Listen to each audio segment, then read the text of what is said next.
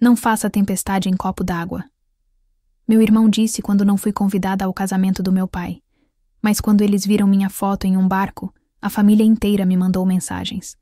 Meu nome é Thalita, e aos 29 anos, a vida me ensinou que a distância física é um detalhe perto da distância que pode crescer dentro de um coração. Eu moro em uma cidade litorânea, um lugar ensolarado e cheio de vida. Essa distância, que antes era só uma questão de quilômetros, se tornou um abismo há alguns anos, quando minha mãe se foi. O luto, para mim, não foi uma fase, mas um cômodo a mais que se abriu dentro de mim, um lugar silencioso para onde minha alma se retira de vez em quando. A presença dela era o que costurava os retalhos da nossa família, e sem ela, as linhas começaram a se soltar. Meu pai, Ricardo, e meu irmão mais velho, João, eram os únicos fios que ainda me prendiam àquela antiga vida. Com meu pai, a relação sempre foi mais contida, de um respeito silencioso. Já João era meu cúmplice, meu melhor amigo. Depois que mamãe partiu, foi no abraço dele que encontrei abrigo. Choramos juntos, relembramos juntos e prometemos um ao outro que cuidaríamos do nosso pai e manteríamos nossa pequena família unida. É por isso que o que aconteceu em seguida doeu tanto, como um punhal que a gente não vê chegando. Tudo começou numa terça-feira qualquer. Eu tinha acabado de chegar do trabalho, cansada, e me joguei no sofá, ligando o piloto automático para navegar pelas redes sociais. Foi então que eu vi uma foto. A noiva, Beatriz, estava deslumbrante em um vestido branco, sorrindo ao lado do meu pai, que usava um terno elegante. Ao redor deles, tios, primos, amigos da família. Todos sorrindo, brindando. A legenda dizia algo como o início do nosso para sempre. Meu estômago gelou. O celular quase caiu da minha mão. Casamento? Como assim? Casamento? Olhei a data da postagem. Tinha sido no último sábado, há 3 dias. Meu primeiro pensamento foi de negação. Deve ser um engano. Uma festa de noivado, talvez. Mas o vestido dela, a formalidade de tudo, os comentários parabenizando os noivos. Não havia espaço para dúvidas. Meu pai tinha se casado, e eu não só não fui convidada, como nem sequer fui avisada. Senti o ar faltar nos meus pulmões. Cada sorriso naquela foto parecia uma ofensa pessoal. Eu via o rosto do meu irmão, João, logo atrás do meu pai, sorrindo para a câmera. Ele sabia. Ele estava lá, e não me disse nada. Com as mãos trêmulas e o coração batendo descontrolado na garganta, eu disquei o número dele. A cada toque da chamada, um filme de desespero passava na minha cabeça. Talvez meu pai estivesse doente e não quisesse me preocupar.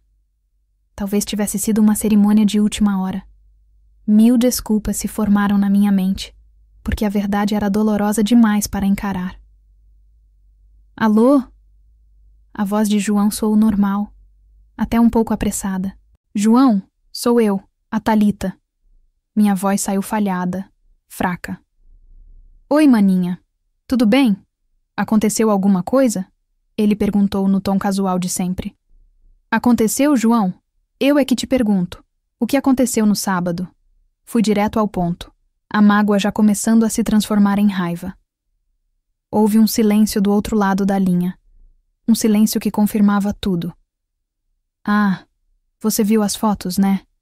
Ele disse. E o tom dele mudou. Ficou mais pesado, defensivo. Vi as fotos. João, o pai se casou. Por que ninguém me falou nada?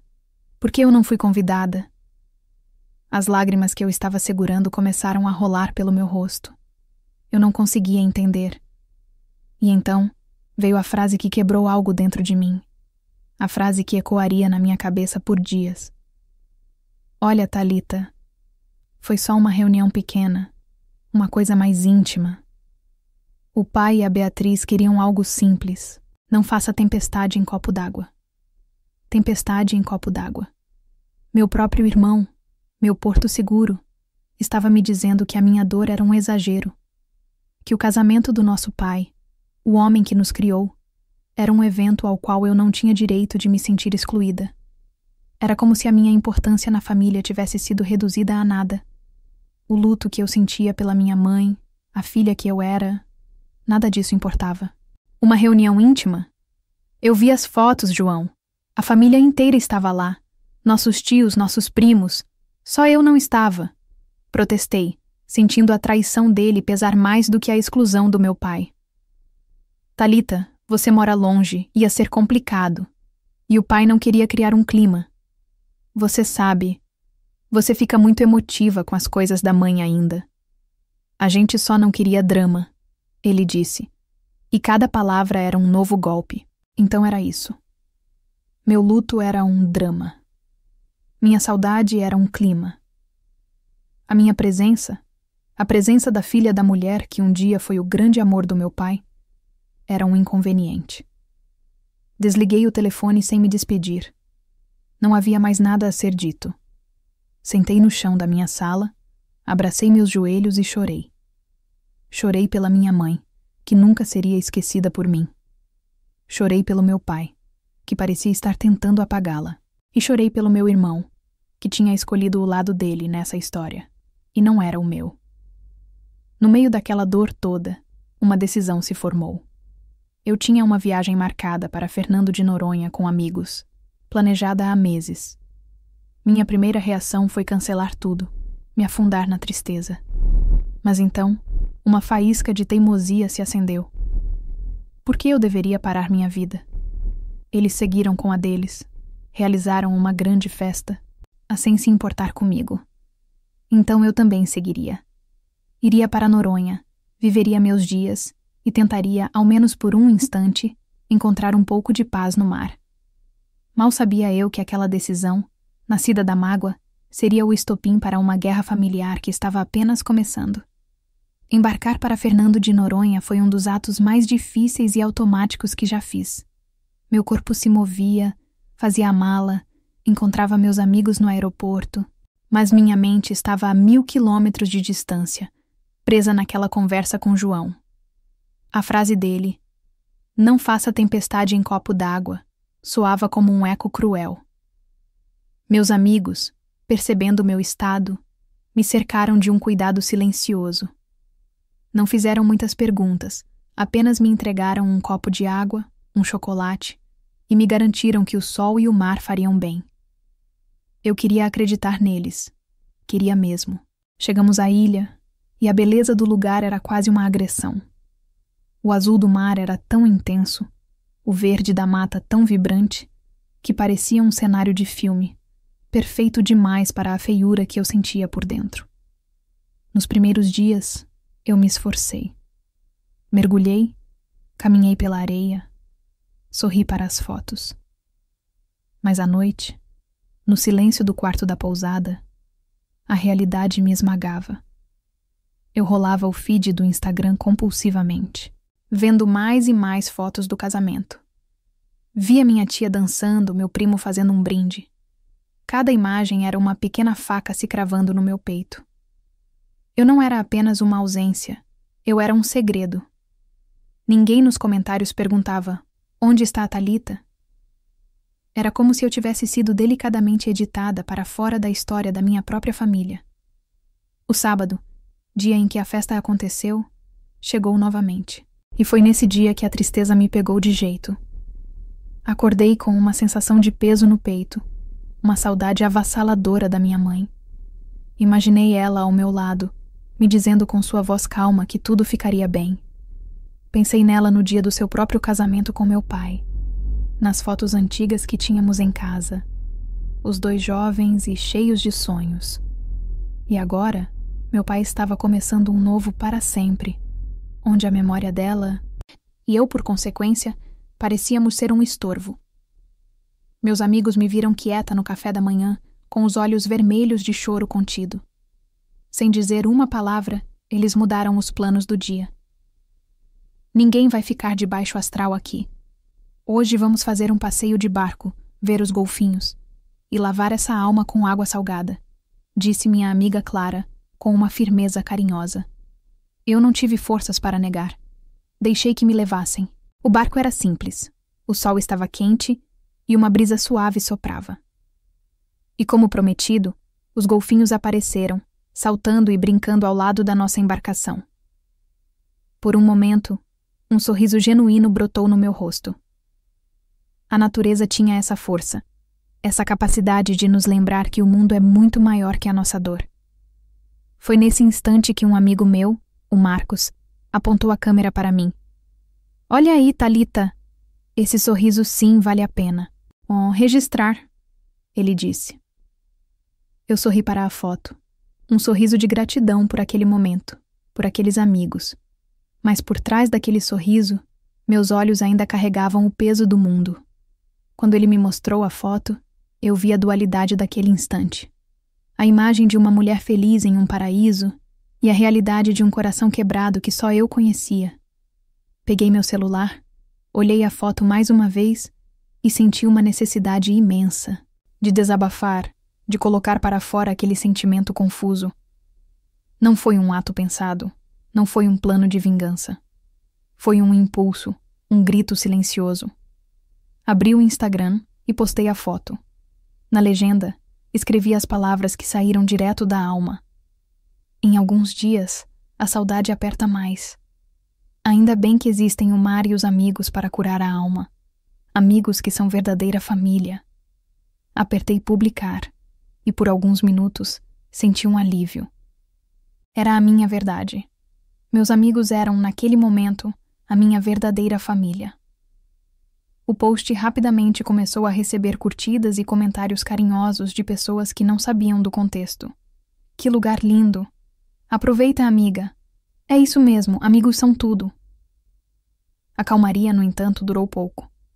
A festa de casamento do meu pai tinha acontecido no sábado anterior, mas eles ainda estavam em clima de celebração, recebendo visitas. A minha postagem, feita exatamente uma semana depois, caiu como uma bomba no meio daquele ambiente festivo. Meu celular, que estava quieto, começou a vibrar sem parar. Primeiro, uma mensagem de uma prima. Nossa, Thalita, que indireta. Pra que isso? Depois, uma tia. Sua postagem foi de muito mau gosto. Seu pai está tão feliz. Meu coração começou a acelerar. Indireta? Mau gosto? Eu apenas tinha expressado a minha dor. Mas para eles, para a família que me excluiu, a minha dor era uma acusação. E então, o nome de João brilhou na tela. Era uma ligação. Atendi, com o estômago revirado. Você ficou maluca, Thalita? Ele não disse nem alô. A voz dele era puro veneno, fúria descontrolada. O que você pensa que está fazendo postando uma coisa dessas? Você quer estragar a felicidade do pai? João, eu não... Comecei a dizer, mas ele me cortou. Você não fez nada? Amigos que são verdadeira família? Bem no meio da comemoração? A Beatriz viu isso. Ela está aqui chorando, arrasada. Ela acha que você fez de propósito para jogar a memória da mãe na cara de todo mundo, para dizer que ela nunca vai ser família de verdade. Você tem noção do que você causou? Ele gritava. Eu fiquei sem palavras. Minha tristeza, meu desabafo, tinha sido distorcido e transformado numa arma. E agora eles me acusavam de usá-la para atacar. A mágoa que eu sentia começou a se transformar em outra coisa, algo quente e duro. Raiva. Vocês me excluem do casamento do meu próprio pai. Me tratam como se o meu luto fosse uma doença contagiosa. E eu sou a egoísta?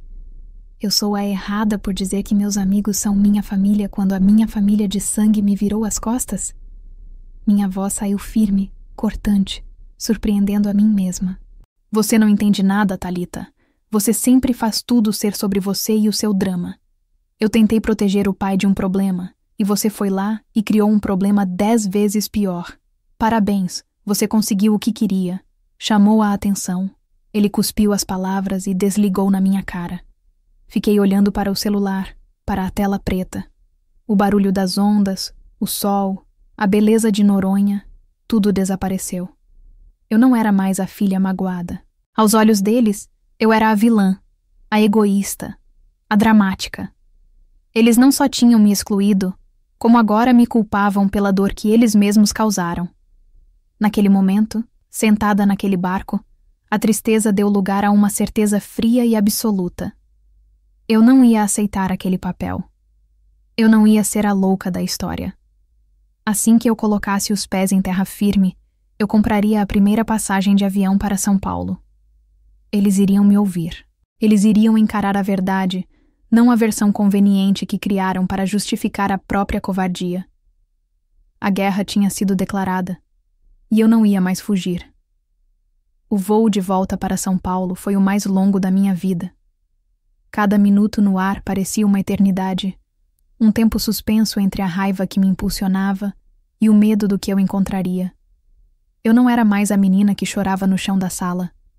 A acusação de João, a forma como transformaram minha dor em uma arma contra mim, acendeu um fogo que secou minhas lágrimas. Eu repassava na minha mente o que diria, ensaiava as frases, tentava antecipar as desculpas que ouviria. Eu não estava indo para brigar, no sentido de gritar e quebrar coisas. Eu estava indo em busca de uma verdade, por mais feia que ela fosse. Eu precisava ouvir da boca deles o porquê. Por que me consideraram tão insignificante, a ponto de me apagarem de um dos dias mais importantes da vida do meu pai? Do aeroporto, peguei um táxi direto para a casa dele, a casa onde cresci, cheia de fantasmas e memórias. O porteiro do prédio me olhou com surpresa, mas liberou minha entrada. Cada passo no corredor até o apartamento dele fazia meu coração bater mais forte. Parei em frente à porta de madeira e, em vez de tocar a campainha, usei a chave que ainda guardava. Girei-a na fechadura e empurrei a porta. A cena na sala era exatamente o que eu temia e esperava. Meu pai, Ricardo, estava sentado numa poltrona lendo um jornal. Beatriz, a noiva, estava no sofá ao lado mexendo no celular. E meu irmão, João, estava em pé perto da janela, de costas para a porta. Um arranjo de flores brancas, provavelmente um resquício da festa, ainda enfeitava a mesa de centro. Todos levantaram a cabeça quando entrei. O silêncio que se instalou foi pesado, denso. Thalita? Meu pai disse, sua voz uma mistura de choque e culpa. Ele se levantou, deixando o jornal cair no chão. Beatriz me olhou com olhos frios, sem surpresa, como se já esperasse por aquilo. João se virou lentamente, e seu rosto era uma máscara de hostilidade. O que você está fazendo aqui? Ele foi o primeiro a quebrar o silêncio, sua voz ríspida.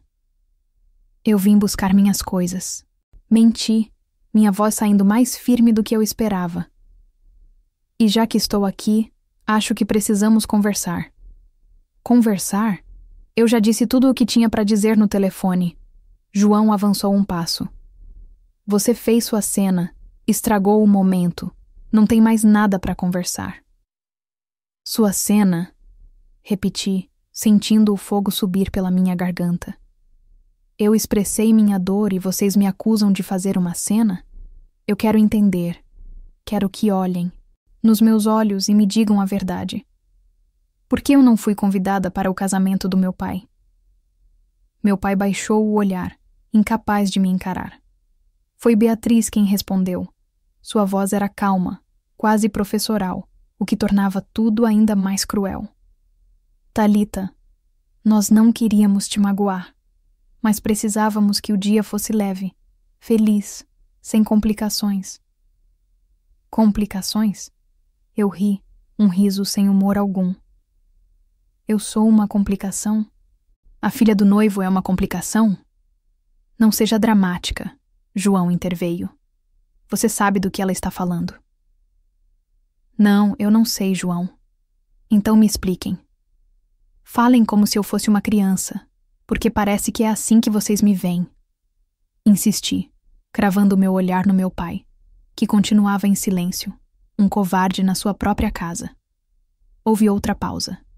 O ar podia ser cortado com uma faca. Finalmente, sentindo que meu pai não falaria, Beatriz suspirou, como se estivesse fazendo um grande esforço para ser paciente. Seu pai e eu queríamos um novo começo.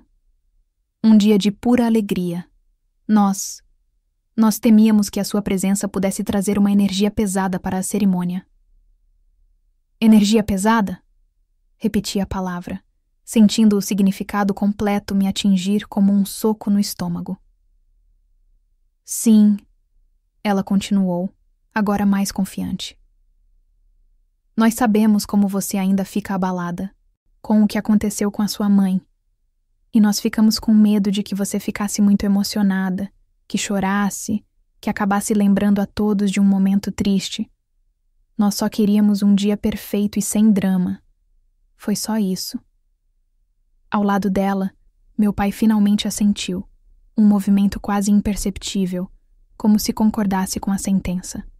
João também concordou com a cabeça, com a expressão de quem diz: viu? Era óbvio, a verdade.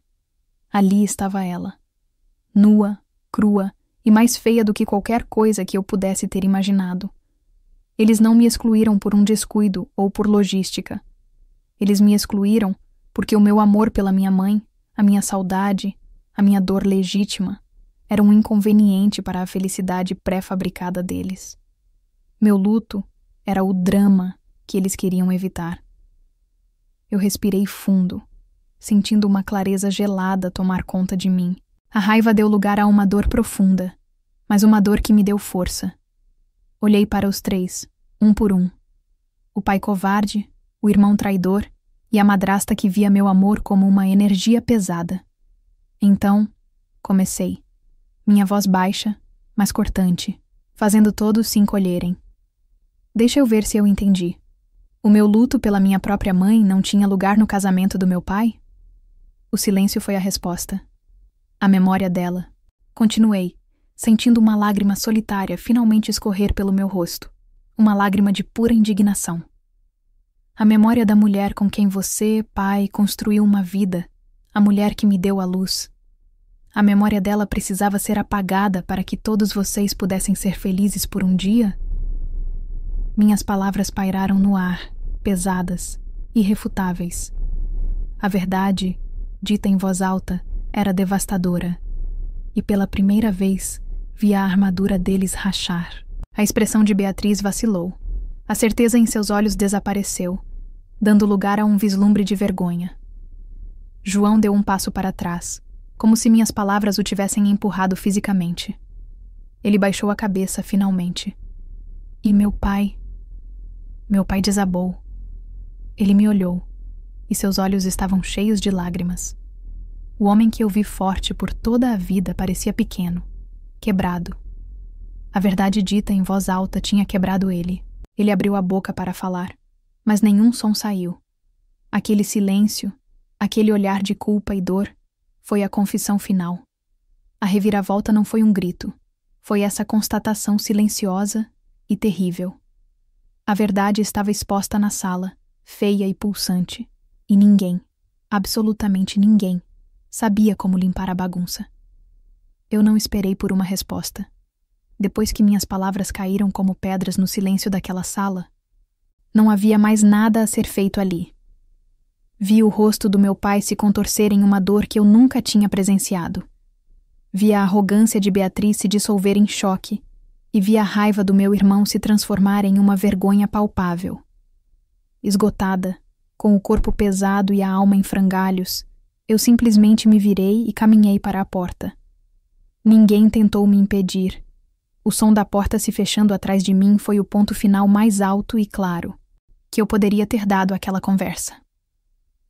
Naquele momento, eu não estava apenas saindo de uma casa. Estava saindo do papel que eles tinham escrito para mim. O de filha problemática, de drama inconveniente. Os dias que se seguiram foram estranhos, vazios. Voltei para minha cidade, para o meu apartamento com vista para o mar, e me senti como uma astronauta retornando à Terra depois de uma missão violenta. O mundo continuava o mesmo, mas eu era diferente. A raiva que me levou a São Paulo tinha se dissipado, deixando no lugar um cansaço profundo e uma tristeza lúcida. A vingança emocional, se é que se pode chamar assim, tinha acontecido. Eu forcei o espelho na frente deles, e eles não gostaram do que viram. Mas a vitória, se é que houve uma, tinha um gosto amargo. Eu tinha a verdade, mas tinha perdido a ilusão de família que ainda me restava. Por quase uma semana, o silêncio do outro lado foi total.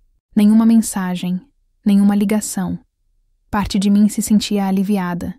Eu precisava daquele espaço para respirar, para processar. Comecei a entender que a minha superação não viria do perdão deles, mas do meu próprio entendimento. Eu percebi que, por anos, eu tinha permitido que a dinâmica da nossa família girasse em torno de evitar o desconforto do meu pai. Depois que minha mãe morreu, todos nós passamos a andar na ponta dos pés, para não perturbar a paz frágil dele. E João se tornou o principal guardião dessa paz, mesmo que isso significasse me sacrificar no processo. Aquele confronto me libertou dessa obrigação. A felicidade deles não era mais minha responsabilidade. Então, numa noite de quinta-feira, meu celular tocou. Era meu pai. Hesitei por um longo momento antes de atender. Filha? A voz dele estava rouca, cansada. Oi, pai. Respondi, sem emoção. Eu posso te ligar por vídeo? Eu preciso ver você. Concordei.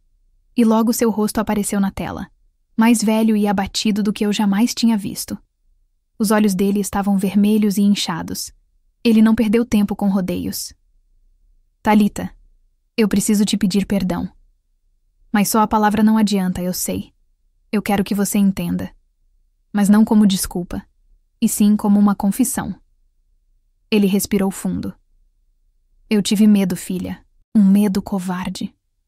Eu estava começando algo novo, e tive medo de não saber lidar com a minha alegria e a sua tristeza ao mesmo tempo. Medo de que seu choro me fizesse desabar. E na minha busca egoísta por um dia perfeito, um dia sem complicações, eu cometi o erro mais terrível da minha vida. Eu excluí você. Eu apaguei você e, no processo, desrespeitei a memória da sua mãe de uma forma imperdoável. Não há desculpa para o que eu fiz, só vergonha. Me perdoa, filha, se você puder um dia. As lágrimas escorriam pelo rosto dele livremente. E pela primeira vez em dias, eu senti algo além da dor e da raiva. Senti uma ponta de compaixão por aquele homem falho e assustado. A confissão dele era tudo o que eu precisava ouvir.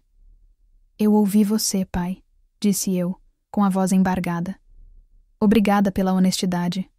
Mas o perdão não é uma coisa simples. A ferida é muito funda. A gente vai precisar de tempo. Muito tempo. Ele assentiu, compreendendo. Aquela conversa não consertou tudo, mas abriu uma pequena fresta de luz em um quarto totalmente escuro. A conversa com João foi mais difícil. Ele me ligou 2 dias depois, o tom defensivo substituído por uma hesitação culpada. Ele se desculpou por ter gritado, por ter me acusado. Eu o escutei e depois disse o que precisava. O que mais me machucou, João, não foi a exclusão do casamento. Foi você, meu irmão, meu melhor amigo, me dizendo para não fazer tempestade em copo d'água. Foi você tratando a minha dor como um exagero. Você me abandonou no momento em que eu mais precisei de você. Ele chorou ao telefone, e eu soube que ele tinha entendido. Nossa relação, a mais forte que eu tinha, estava quebrada. Talvez um dia a gente conseguisse colar os cacos, mas a marca da rachadura estaria sempre lá. Quanto a Beatriz, ela me mandou uma mensagem de texto longa e formal, dizendo que lamentava o mal-entendido e que sua intenção nunca foi me magoar. Eu li a mensagem e não senti nada. Não havia raiva, nem desejo de retaliação, apenas um vazio. Respondi de forma educada e curta. Agradeço o contato. Desejo felicidades a vocês. Era o meu ponto final. Eu não precisava dela na minha vida e não faria nenhum esforço para tê-la.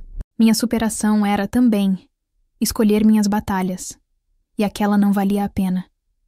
Hoje, alguns meses depois, a reconstrução da nossa família acontece a passos de formiga. Falo com meu pai toda semana. As conversas são cuidadosas, cheias de um esforço mútuo para sermos honestos. Ele tem feito terapia. João e eu trocamos mensagens. Estamos reaprendendo a conversar sem que ele tente me proteger de sentimentos que eu tenho todo o direito de sentir. A estrada é longa. Aquele dia expôs as feridas mais profundas da nossa família, mas também nos forçou a olhar para elas. A minha vingança não foi o post no Instagram, mas a coragem de exigir a verdade. E a minha superação não é esquecer o que aconteceu, mas entender que minha paz não depende mais da aprovação deles. Encontrei a base para a minha cura não na frágil honestidade deles, mas na minha própria força, e que eu nem sabia que possuía. A família que éramos morreu com a minha mãe. A família que seremos, se é que seremos, ainda está nascendo, sobre as cinzas de uma verdade dolorosa, mas pela primeira vez, real.